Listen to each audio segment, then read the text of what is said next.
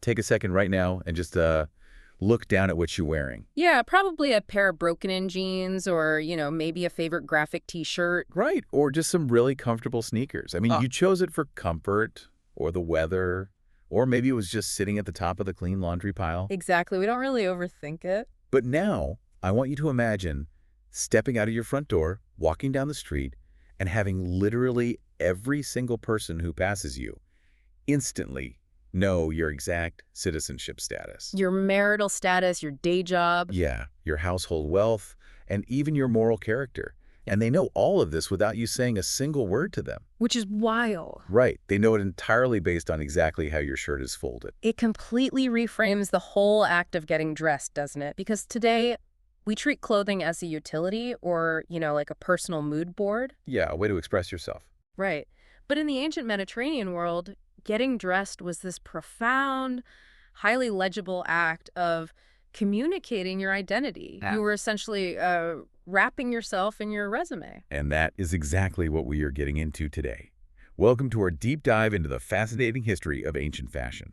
We're being guided by the research in a great source today, Draped to Impress, a whimsical odyssey through clothes, fashion and appearance in ancient Greece, Rome, and Egypt. It's such a good text. It really is. So, welcome. You're listening to a deep dive into the ancient archive blueprints, specifically their discussion series called Deep Dives, Decoding the Pillars of History. And our mission today is to explore a time long before fast fashion, before synthetic fabrics, and those seasonal drops we have now. Oh, yeah, we are going way back to an era when the sewing machine just didn't exist. Which is hard to even picture. Entire wardrobes basically consisted of just pinned and belted rectangles of linen and wool. Yeah, and the overarching theme that really jumps out from this history is that fashion in antiquity moved incredibly slowly, but it spoke volumes. Because clothing was a serious lifelong investment, right? Yeah. Exactly. You didn't just throw out a tunic when it got a hole in it. You repaired it. You passed it down to your children. Wow. Yeah, when you look at how these ancient cultures managed their clothing, our modern concept of a minimalist capsule wardrobe looks completely bloated by comparison. Okay, so let's unpack this sort of sartorial Lego set. Yeah. Because before we get to the really strict rules of Rome, or the desert survival chic of ancient Egypt. Which is so cool. Yeah, we have to start with the absolute foundation of ancient Mediterranean style, which is the Greek mastery of the simple rectangle. Right. The Greeks essentially took a super minimalist approach. There was virtually no complex tailoring going on. So no sleeves being carefully measured and sewn on? Nope, none of that. It was entirely about the drape. The absolute core garment for both men and women in classical Greece was the chiton. But to understand how it worked, you kind of have to forget how modern shirts are made, don't you? You really do. A chiton was basically just a large, flat rectangle of fabric, literally straight off the loom. Just a flat piece of cloth. Exactly. You didn't cut it to fit your body at all. You just wrapped it around yourself, pinned it at the shoulders, and then belted it at the waist. But, I mean, wouldn't you just look like a giant, shapeless fabric cylinder? Yeah. How do they get from a flat rectangle to those incredibly elegant silhouettes we see on, like, Greek statues? Well, what's fascinating here is that the mechanics of the drape were considered a literal art form. It wasn't just one boring style. You had the older Doric chiton. Right.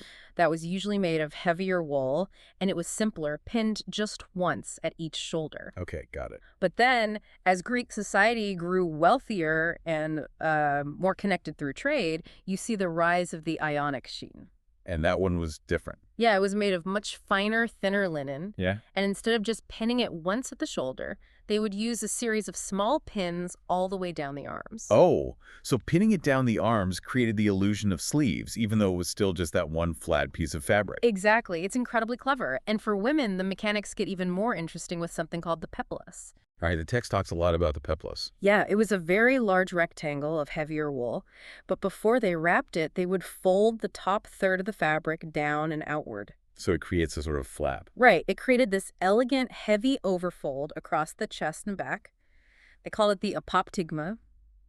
And they'd secure it at the shoulders with these big, heavy, decorative brooches called fibulae. Sounds kind of heavy. It was. And because they wore belts, they could pull the excess fabric up through the belt to create this beautiful, voluminous blousing effect over the waist. So they are literally actively sculpting the fabric on their own bodies every single morning. Exactly. And over that base layer, you've got the cloak, or the hymation, the research makes a huge deal out of this, especially for men. Because it was basically a personality test. Right. I mean, it was just a massive rectangular wool cloak. It really was a personality test. The hymation didn't use pins at all. Wait, no pins? None. It stayed on your body entirely through tension, friction, and basically just how you held yourself. You might drape one end over your left shoulder, pull the rest across your back, under your right arm, and then throw it back over the left shoulder. Okay, holding that together sounds exhausting. I feel like if you move your arm too fast, the whole thing just falls apart. Which is precisely the point. The lack of tailoring is exactly what made it such a huge status symbol. Ah, so the skill of the drape was the ultimate flex. You nailed it. Because the garment itself was just a rectangle, the way you arranged those folds rewarded refined taste and bodily control way more than sheer buying power. That makes total sense. If your hyphenation was perfectly draped, it communicated that you possessed grace, education, and most importantly, leisure. You didn't have to do manual labor because manual labor would literally make your clothes fall off. That's hilarious. It reminds me of the philosopher Socrates. He famously wore a very simple, cheap hymation, but historical accounts note that it was draped with absolute impeccable philosophical precision. Yes. Even his poverty was stylish because he knew how to fold the fabric. On the flip side, though, if you were a soldier or a traveler or just some young guy who needed to ride a horse, you couldn't be tangled up in a massive hymation. Right, no way. So they wore a shorter, much more practical cloak called the chlamys.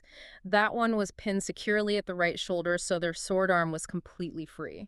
And all of this was paired with simple leather sandals, right? Exactly. And color played a huge role too, didn't it? Because most of this clothing was just the natural color of wool or linen, maybe some earth tones. Yeah, brilliant hues were astronomically expensive, especially purple. Oh man, the Tyrian purple. Tyrian purple, yeah. It was extracted from the murex sea snail. You literally had to crack open thousands of rotting snails just to get a few drops of the gland secretion that produces the dye. That sounds absolutely disgusting. Oh, the stench of the dye vats was reportedly so horrific that dye makers were banished to the outskirts of the cities. They couldn't even work in town. But the resulting color was so vivid, right? And color fast. So it became the ultimate symbol of wealth. Exactly. So the Greeks used the drape to show off their artistic refinement and bodily grace. But here's where it gets really interesting. When we move across the Mediterranean, the Romans look at that exact same rectangle of fabric and they just decide to weaponize it. Oh, weaponize is the perfect word. They turned draping into an oppressive, wearable resume. Oppressive really fits here. Roman clothing took Greek simplicity and just layered it with immense social weight, strict bureaucracy, and intense gatekeeping. So much gatekeeping. Let's start with the base layer, the tunic, because everyone in Rome wore a tunic. Well, the details were essentially a barcode, weren't they? Exactly. If you wore a short, coarse wool tunic, society instantly clocked you as a laborer or a slave. Just immediately. Right. But if your tunic was fine, long, and had specific stripes woven into it, they called them the clavi, you were elite. So the stripes were a big deal. Huge. The equestrian knightly class got narrow purple stripes. Senators got thick, wide crimson or purple stripes. Okay, but the tunic was basically just what you wore around the house or under your main garment, right? Mm-hmm.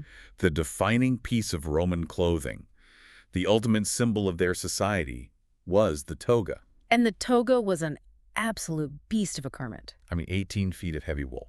Yeah. Up to 18 feet long, cut into a massive semicircle. Just think about the mechanics of putting that on is baffling. You literally couldn't put it on by yourself, could you? No, not a chance. Wealthy Romans actually had slaves whose specific, highly trained job was to dress their master in the toga each morning. Just to put the clothes on. Yep. It had to be folded into complex pleats, draped over the left shoulder, wrapped around the back, brought under the right arm, and then thrown back over the left shoulder. Wow. They even created specific folds. There was the cyanus, which acted like a pocket, and the umbo, which was a decorative knot at the front. It honestly sounds less like a piece of clothing and more like a heavy, wearable billboard that just screams, I am so rich and important that I am perfectly fine immobilizing my entire left arm for the day. That is a highly accurate way to look at it, honestly. The toga was not designed for comfort at all. It was hot, it was heavy, and it was physically exhausting to wear. It was basically a physical manifestation of a Roman citizen's heavy civic responsibilities. Exactly. And the state heavily regulated who could wear which type. Only adult male citizens in good standing were legally allowed to wear the plain white toga virilis. And if you were a magistrate, you wore the toga praetexta, which had a purple border. Yep. And if you were a triumphant general and then later on the emperor, you wore the toga picta, which was completely purple and embroidered with gold threads. That sounds intense. Yeah. And then there was one for mourning, too, right? Yeah, if someone in your family died or if you were put on trial and wanted to look sympathetic to the jury, you wore the dark, ashy toga pula. It was a completely color-coded system of rank. It really was. And this strict gatekeeping absolutely applied to women as well. Married, respectable citizen women wore the stola. What did that look like? It was this long, modest, voluminous dress worn over an undertunic, and it was secured with belts. When they went outside, they'd wrap themselves in a heavy shawl called the pila. But the stola wasn't just a dress, it was a major symbol, right? No, totally. It was such an entrenched symbol of moral virtue and maternal respectability that unmarried girls or women deemed immoral, like sex workers, were legally forbidden from wearing it. Which brings us back to the obsession with purple dye. Mm. Rome became so obsessed with gatekeeping this luxury that they constantly passed sumptuary laws. Yeah, they were legally dictating exactly how much luxury a citizen was allowed to flaunt. They were literally writing laws saying, you're not important enough to wear this specific shade of red. And this sparks a really fascinating historical debate among scholars today. Did people actually follow these strict sumptuary laws? Right, because human nature tells us that if you tell someone they can't have a luxury item, that's exactly what they're going to try to get. Exactly. We know the laws were on the books, and they were constantly being updated, which usually implies people were breaking them all the time. That makes a lot of sense. But many historians argue that the real enforcer wasn't the law itself. It was intense, rigid social pressure. Because Rome was a highly public culture. Very public. If you walked into the forum wearing a purple stripe that was slightly too wide for your official rank, the social ridicule and ostracization from your peers would be absolutely brutal. You were essentially sealing valor. Exactly. The toga was a uniform of state. So the Romans literally burned themselves with heavy wool to show off their civic duty. But what happens to status symbols when that heavy wool becomes a literal death sentence? Yeah, you really can't wear that everywhere. Let's travel south to ancient Egypt. Yeah. You cannot wear 18 feet of layered wool in the Egyptian desert. How does fashion adapt when the environment is actively trying to bake you alive? Well, it adapts by prioritizing absolute practicality, but surprisingly without sacrificing elegance. In ancient Egypt, the universal fabric wasn't wool, it was linen. Which is way lighter. So much lighter. Linen is woven from flax fibers. It's incredibly lightweight, highly breathable, and it actually pulls heat away from the body. And it was tied to religion too, right? Yeah, it was symbolically tied to religious purity, which is why brilliant white was the dominant aesthetic for thousands of years there. The garments themselves seem brilliantly simple, honestly. Men typically wore a kilt called a shendit.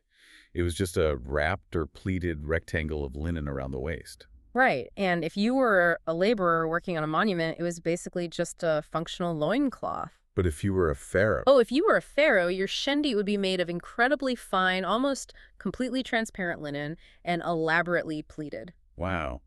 And what about the women? Women wore a calasiris. It was a form-fitting sheath dress, often reaching the ankles, sometimes with wide shoulder straps. But where Egyptian fashion diverges so radically from Greece and Rome is their grooming, isn't it? Yes. The grooming was a full-on survival mechanism. Because of the sweltering heat, many Egyptians, men and women alike, just shaved their heads completely. Which is such a stark contrast to those flowing locks we see in Greek art. Right, and shaving the head wasn't just to stay cool, it was actually the most effective way to combat lice and pests in a really hot climate. That makes total sense, but they still wore wigs, right? Because they wanted the look of hair. Exactly. They still wanted the aesthetic and status of hair, so they wore these elaborate wigs crafted from human hair or palm fiber, and they styled them into incredibly complex braids. Didn't they put something on top of the wigs, too? Yeah, they would often place cones of scented animal fat or beeswax right on top of the wigs. Oh, wow. Yeah. And as the day got hotter, the cone would slowly melt, which perfumed the wig and the wearer. That is wild. Yeah. And we definitely have to talk about the makeup, the iconic Egyptian eye makeup. Oh, absolutely. They used kohl, which is a black pigment made from a mineral called galena, or sometimes just plain soot, to heavily line their eyes. And today we look at that and think, you know, it's just a dramatic aesthetic beauty statement. It is dramatic, definitely, but it was highly functional technology. The heavy black pigment absorbed the sun's harsh glare, exactly like a modern football player wearing eye black. No way. Yeah. And even more fascinating, if we connect this to the bigger picture, modern chemists have actually analyzed ancient coal and found that the lead-based galena stimulates the production of nitric oxide in the skin. Wait, really? So the makeup was actively boosting their immune system? Yes, it triggered an immune response that helped fight off the specific bacterial eye infections that were constantly blowing in with the desert dust. That is incredible. They also used green malachite around the eyes and heavily applied skin oils to prevent their skin from cracking in that dry heat. So their morning vanity routine was basically high-fashion SPF and antibacterial ointment combined into one. But beyond survival, there's a piece of jewelry that really defines the Egyptian aesthetic, right? The broad collar, or the yusek. Yes, those massive sweeping collars made of gold, lapis lazuli, turquoise, and carnelian. And here's where we see a massive philosophical difference between Egypt and Rome. In Rome, beautiful things like purple dye were intensely gatekept by law. But in Egypt, variations of the yusek collar were worn basically universally across all classes. Exactly. So like a working class farmer could wear the same style of jewelry as the pharaoh? Well, the materials would be different, obviously. A farmer might use glazed ceramic beads instead of solid gold and lapis, but the aesthetic form itself was available to everyone. Why was that? The reason for this egalitarian approach to fashion is that in Egypt, your appearance was deeply tied to the afterlife. The idealized versions of themselves that they depicted in tomb paintings, wearing pure white pleated linen, perfectly styled wigs, heavy kohl, those wide collars, it wasn't just a portrait to show off to the neighbors. It was like a magical blueprint. Exactly. They believed that if they depicted themselves in the state of absolute perfection and purity, they would literally manifest that exact form for eternity in the afterlife. So the clothing was literally designed for eternity. It really was. So what does this all mean? We have the Greeks using the drape as an artistic test of grace. We have the Romans turning fabric into a rigid bureaucratic uniform, and the Egyptians adapting for extreme desert survival and eternal purity. It's quite a spectrum. It is. And when we bring this back to your closet today, the jeans and t-shirt we talked about at the beginning, the contrasts are pretty jarring. Well, I think the most fundamental shift is the triumph of tailoring over draping. The ancients relied entirely on the skill of arrangement. Today, we rely on complex cutting and sewing to force fabric to conform to our bodies. We've basically outsourced the skill of getting dressed to the manufacturing process. Exactly. We don't have to think about it anymore. And the sustainability aspect is impossible to ignore. The ancients used natural fibers. They repaired their clothes until they literally fell apart, and then they used the scraps. There were no microplastics shedding into the Mediterranean. Right. There were no landfill mountains of discarded fast fashion from a micro-trend that lasted exactly 3 weeks on social media. And that sustainability was born of necessity, sure, but it completely changes the relationship you have with your clothes. But before we romanticize the ancient world too much, the research does highlight some really fun historical debates about how we interpret these ancient styles. Oh, like what? For instance, were Greek and Roman clothes actually as modest in real life as their statues suggest? Oh, right, because marble statues are just idealized propaganda. They don't move in the wind. Precisely. If you are wearing a massive rectangle of wool held together by a couple of safety pins and a gust of wind blows through the Roman Forum, the reality of daily life was probably a lot more revealing and a lot messier than the official imperial portraits let on. That paints quite a picture. And what about that Roman gatekeeping? We talked about the intense social pressure to wear your exact rank. Yeah. But did the lower classes secretly try to fake it? It's a huge area of study. I mean, human nature suggests that if an elite senator is wearing a specific crimson stripe, a merchant who just made a little bit of money is going to try to find a cheaper dye. Like maybe something root-based. Yeah, exactly. Just to get a reddish-purple stripe to sort of blur the lines of class. Society fiercely enforced those visual barriers, but the mere fact that they had to keep passing laws proves that people were constantly trying to counterfeit status. Which brings us right back to today. I mean, we look at the Roman toga or the stola and think, thank goodness we don't live under such rigid, exhausting rules. Right, we have incredible comfort today. We do. We have the freedom of personal expression. You can wear whatever you want. But are we really that different? This raises an important question about the whole concept of power dressing. We like to think we've evolved past sumptuary laws, but we still play the exact same game. We just use different materials. Think about a sharply tailored modern business suit worn by a CEO. or a luxury handbag covered in a highly recognizable designer logo. Or even the specific brand of minimalist sneakers a tech billionaire wears. Right. Those are our modern sumptuary markers. They serve the exact same function as the purple stripe on a Roman senator's tunic. They instantly broadcast wealth, status, and in-group belonging to anyone passing by. And we no longer have legal laws dictating who can wear a designer logo, but the price tag acts as a very effective gatekeeper. It is the exact same human impulse, just packaged in a different era. We fundamentally want people to know who we are without having to introduce ourselves.